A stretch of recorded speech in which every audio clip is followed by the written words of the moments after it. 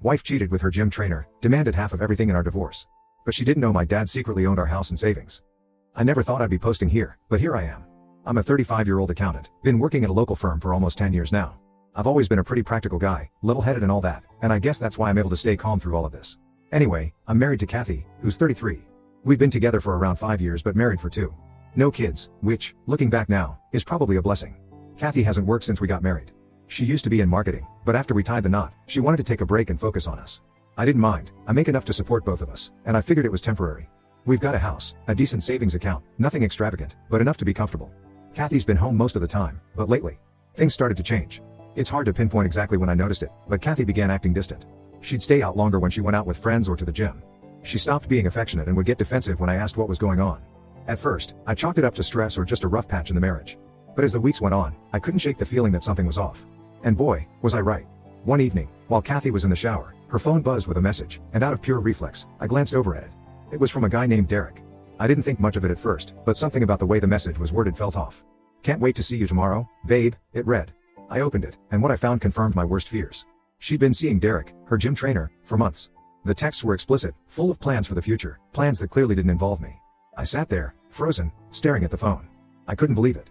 The woman I married, the person I trusted, was cheating on me. But instead of rage or sadness, I just felt numb. Maybe it was the shock, or maybe it was my pragmatic nature kicking in, but I knew I had to confront her without losing my cool. When she came out of the bathroom, I calmly handed her the phone and asked her to explain. At first, she tried to deny it, saying it was nothing, just a joke, but when I read some of the texts back to her, she realized there was no point in lying. "I want a divorce," she said, with no sign of remorse. No apology, no guilt, nothing. Just a cold, detached statement. She admitted she'd been seeing Derek for a while and that she wasn't happy in our marriage anymore. She didn't bother to sugarcoat it, she was leaving me for him. But what really threw me was her next move. Without missing a beat, she started talking about dividing assets. She said she wanted half of everything, the house, the savings, everything we'd built together. She even suggested she deserved it because she had sacrificed her career to support mine.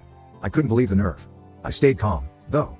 Maybe it's because I'd already emotionally checked out at that point, or maybe because, deep down, I knew something she didn't. So, I agreed. I told her if she wanted a divorce, I wouldn't fight her on it. She could have half of what she thought I had. She looked surprised, probably expecting a fight or some sort of emotional breakdown. But I wasn't about to give her that satisfaction. What Kathy didn't know, and what I didn't feel the need to tell her, was that almost all of our assets were in my dad's name.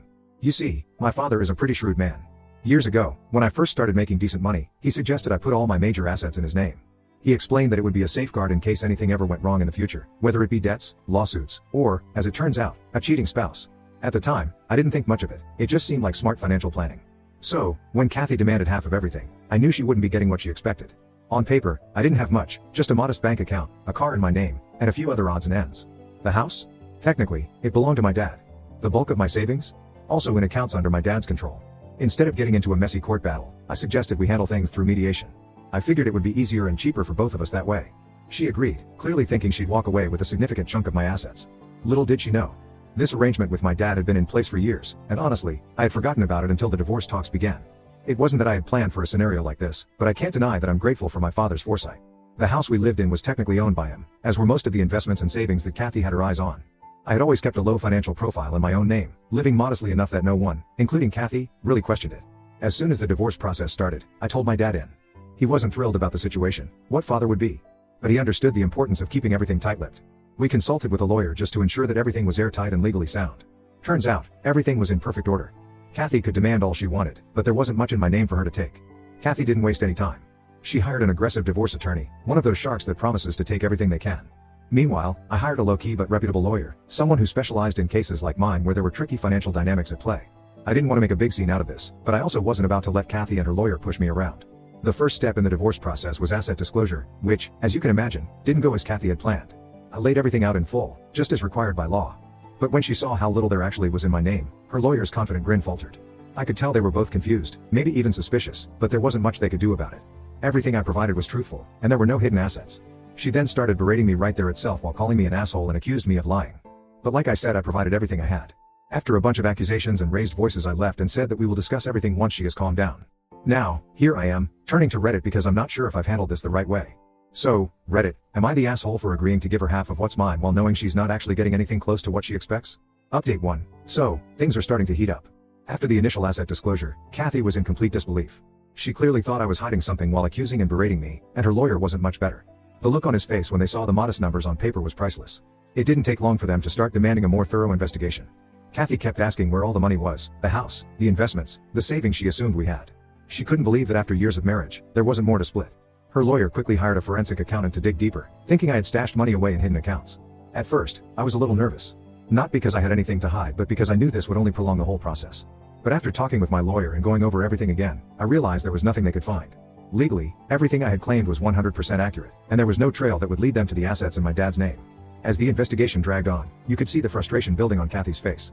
She was used to getting what she wanted, but this time, there was nothing there for her to take.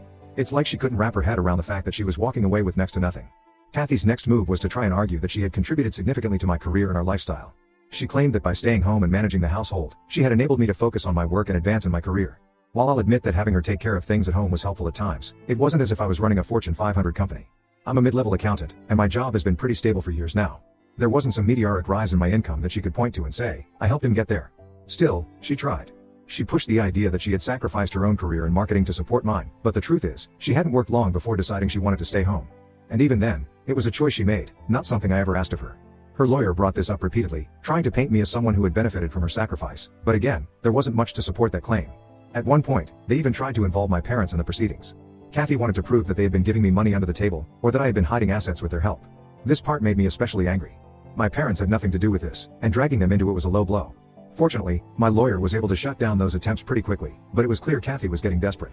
As the divorce proceedings dragged on, Kathy decided to take things into her own hands. If she couldn't get what she wanted through the courts, she was going to try and ruin my reputation in other ways. She started telling everyone in our social circle that I had been hiding money from her, that I had been financially abusive throughout our marriage. I couldn't believe the lies she was spreading. I'd hear from mutual friends about how she was going on and on about how I was leaving her with nothing, how I had manipulated her into thinking we had more than we did. She even took to social media, posting vague but pointed comments about narcissistic partners and betrayals. Some people sided with her, of course. There are always people who will take the side of the person who looks like they've been wronged, but most of our closer friends knew better. They knew I wasn't the type to do something like that. It was frustrating to see her try to ruin my reputation just because things weren't going her way, but I tried not to let it get to me. I knew the truth, and the people who really mattered knew it too. Besides, I had bigger things to focus on, like making sure she didn't take me for more than she deserved. While Kathy was busy running a smear campaign, I was making sure all my bases were covered. My lawyer and I were in constant communication, making sure we had all the evidence we needed to prove my side of the story. I documented every interaction I had with Kathy, every demand she made, and every time she tried to paint me as the bad guy. I knew that if this ever went to court, having that documentation would be crucial. I also started gathering evidence of her affair with Derek. While adultery doesn't always play a huge role in divorce settlements, I wanted to make sure it was clear that she wasn't the victim here. I had screenshots of the texts she exchanged with him, pictures they had taken together, and even statements from some of her friends who had known about the affair but kept quiet. It wasn't that I wanted to humiliate her, I just wanted the truth to come out. On top of that, I started preparing for the inevitable fallout. I knew that once the truth came out, that she wasn't getting half of everything, things were going to get ugly. So I kept my distance, staying focused on my work and my own life while making sure I had everything in place for the next phase of the divorce. One thing that made all of this even more interesting was Derek's reaction to everything. When Kathy initially told him she wanted to leave me for him, he seemed all for it. They had their little romantic fantasy of starting a new life together. But as soon as the divorce proceedings started getting messy, Derek began pulling back. It turns out he wasn't quite as invested in Kathy as she thought. From what I've heard, he started getting cold feet when he realized that being with her might mean dealing with her financial issues. Kathy was expecting this grand new life with Derek, but he wasn't ready to commit to that. In fact, word got out that he started losing clients at the gym because of the scandal. Apparently, people don't want to work with a trainer who's known for getting involved with married women.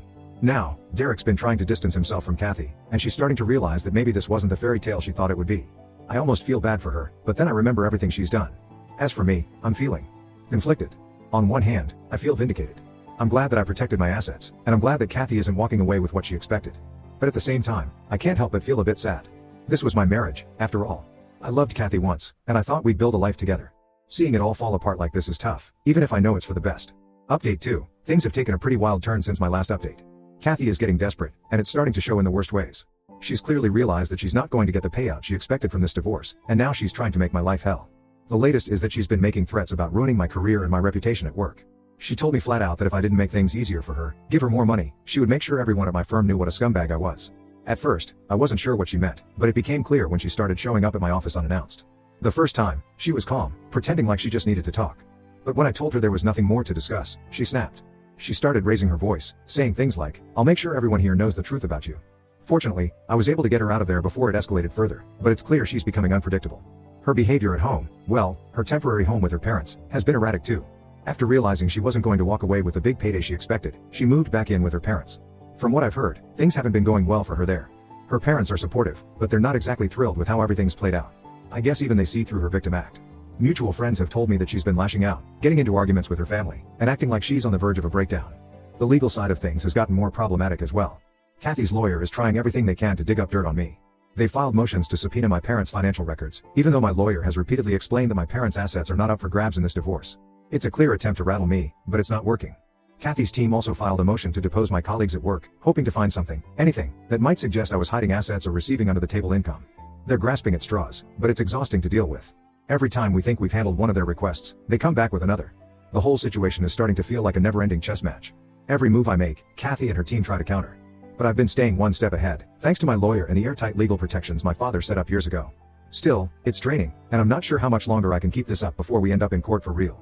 Speaking of legal proceedings, we've already tried mediation, twice, actually, and both times, it's been a complete disaster. The first session ended after about 20 minutes when Kathy refused to budge on her demand for half of the house and our savings. My lawyer laid out the reality of the situation, that the house was in my father's name and that there wasn't nearly as much money as she thought. But Kathy wouldn't hear it. She stormed out, accusing me of lying and saying that the mediator was biased against her. The second attempt wasn't much better. This time, Kathy showed up with a list of completely unrealistic demands.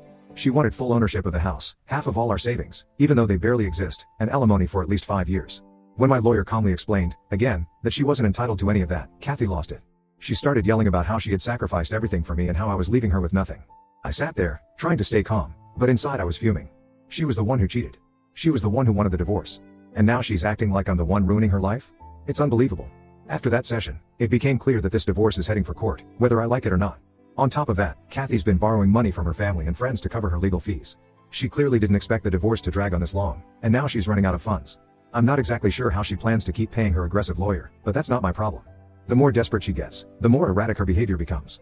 Mutual friends have told me she's been spending most of her time at home, venting to anyone who will listen about how I've ruined her life. It's gotten so bad that some of her friends have started distancing themselves from her. They're tired of the drama and her constant playing of the victim card. It seems like everything Kathy thought she was going to get out of this divorce is slipping through her fingers. Through all of this, I've been doing my best to stay calm and handle things strategically. Every time Kathy makes a new accusation or demand, I counter it with evidence. Every financial document they request, I provide, because I have nothing to hide. My lawyer has been great about making sure we're following the law to the letter, which is more than I can say for Kathy's team. I've also been working to protect my parents' privacy. Kathy's attempts to drag them into this mess are infuriating, but fortunately, there are legal protections in place to keep her from accessing their financial records. Still, the fact that she's even trying shows just how desperate she is. It's like she thinks if she digs deep enough, she'll find some hidden treasure that I've been keeping from her. But there's nothing to find. Update 3, the day of the court hearing finally arrived, and to say the tension was high would be an understatement. Kathy was the first to testify, and she came out swinging. She made it clear that she believed I had been hiding assets from her all along. She accused me of manipulating our finances, hiding money in secret accounts, and lying to her about how much we really had. She was emotional, painting herself as the victim who had been left with nothing after sacrificing her career to support mine. She was sobbing on the stand at one point, talking about how she had trusted me with everything, only to be blindsided by the divorce and my supposed financial trickery. But then came the real kicker, when my lawyer presented evidence of her affair with Derek. As soon as the texts, pictures, and details of her relationship with him came out, the jury, the judge, everyone could see what was really going on. Kathy's victim narrative started to crumble right before my eyes. At one point, she even tried to downplay the affair, saying it was just a mistake and that it had nothing to do with the divorce. But by then, the damage was done. Her credibility was shot, and it was clear that her financial demands were driven more by greed than anything else. When it was my turn to testify, I made sure to stay calm and stick to the facts. My lawyer had prepped me well, and I knew that getting emotional or defensive wouldn't help my case. I went over everything, how my assets had been structured in my father's name for years, how I had provided full financial disclosures, and how I had tried to handle the divorce amicably through mediation. I also testified about Kathy's threats, her erratic behavior, and the smear campaign she had been running. My lawyer presented documentation of all the accusations she had thrown at me, both publicly and in court, and showed how baseless they were. We laid out the truth about our finances. The house belonged to my father, our savings were modest at best, and there was no secret stash of money that she could lay claim to. The judge seemed to appreciate my straightforwardness. I didn't try to vilify Kathy, but I didn't sugarcoat the reality of what had happened either. The facts were clear, and I made sure to present them without drama or exaggeration. A few key witnesses were called during the trial, and their testimonies helped seal the deal. First, my father took the stand. He explained the financial arrangement we had put in place years ago, how the house was in his name, how the investments were under his control, and how all of this was done as a form of long-term financial protection. He made it clear that these assets were his, not mine, and that Kathy had no legal right to them. Next up was one of my colleagues from work. Kathy's team had tried to argue that I had been hiding money by receiving under-the-table payments or bonuses, but my colleague shut that down quickly. He testified about my modest income and my regular, transparent salary. There were no secret bonuses, no hidden sources of income, just the straightforward paycheck that I had disclosed. These witnesses were crucial in showing that Kathy's accusations were baseless. The judge could see that there was no grand conspiracy on my part, just a simple, transparent financial arrangement that Kathy had never bothered to understand. After days of testimony and legal arguments, the judge finally delivered the verdict. It was a huge relief to hear the words, "The divorce would be granted in my favor." Kathy's demands for half of the house and our savings were denied outright. The judge ruled that because the house and most of our assets were in my father's name, Kathy had no claim to them. The only thing she was awarded was a minimal amount of alimony, and even that was for a short duration, barely enough to cover her legal fees, let alone the lifestyle she was hoping to maintain. The judge made it clear that Kathy's affair and her lack of contribution to the household finances played a role in his decision. He saw through her attempts to paint herself as a victim and ruled accordingly. As the decision was read out, I felt a massive weight lift off my shoulders. The months of stress, the constant accusations, the fear of losing everything, all of it melted away in that moment. I knew that, legally, I was in the clear. Kathy, on the other hand, didn't take the verdict well. As soon as the judge finished, she burst into tears, shouting that the system was unfair and that I had cheated her out of what was rightfully hers. She stormed out of the courtroom, leaving her lawyer looking exasperated. I'm not sure what she expected, but it was clear that she hadn't prepared herself for the possibility of losing. For me, the immediate feeling was one of relief. I thanked my lawyer, who had done a good job throughout the whole process, and headed out of the courthouse. My phone was buzzing with texts from friends and family, congratulating me on the outcome. Word had spread quickly, and the local community was already talking about the case. It felt good to know that the truth had come out, and that I could finally move on with my life. But Kathy wasn't done. Outside the courthouse, she had a full-blown meltdown in front of a small crowd. She started screaming about how I had lied and manipulated the system, and how she was going to appeal the decision. The problem is, she doesn't have the money to do that.